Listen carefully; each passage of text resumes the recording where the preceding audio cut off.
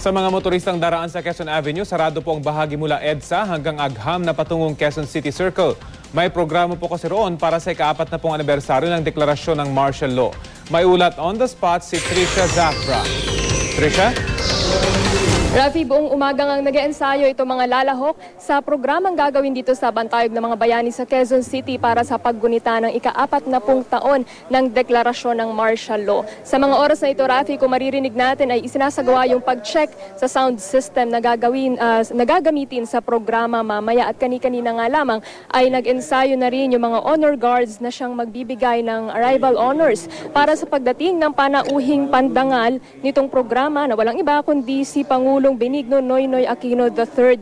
Alauna ngayong hapon inaasahan ang kanyang pagdating. Magkakaroon, Rafi, ng wreath laying sa Wall of Remembrance dito sa Bantayog ng mga bayani.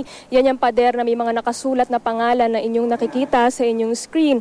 At yan nga yung mga pangalan ng mga itinuturing na bayani at martir na nagbuwis ng kanilang buhay at panahon noong martial law. Pagkatapos ng wreath laying, Rafi, nakatakda namang magbigay ng talumpati si Pangulong Aquino. Bukod kay Pangulong Aquino, inanyayahan din ng pamunuan itong Bantayog ng mga bayani, yung mga kaanak ng mga itinuturing na bayani at martir noong panahon ng martial law na makiisa rito sa programa para tunghayan ang pagbibigay pugay sa sakripisyong inialay ng kanilang mahal sa buhay. Samantala, Rafi, imbitado ay yung mga dadalo dito sa programa rito sa Bantayog ng mga bayani, pero ayon sa Media Accreditation and Relations Office ng Malacanang ay bukas naman ito sa sino man ang gustong manood mamayang alauna ng hapon. At yan muna ang latest mula rito sa Bantayog ng mga bayani. Balik sa iyo, Rafi. Maraming salamat, Trisha Zafra.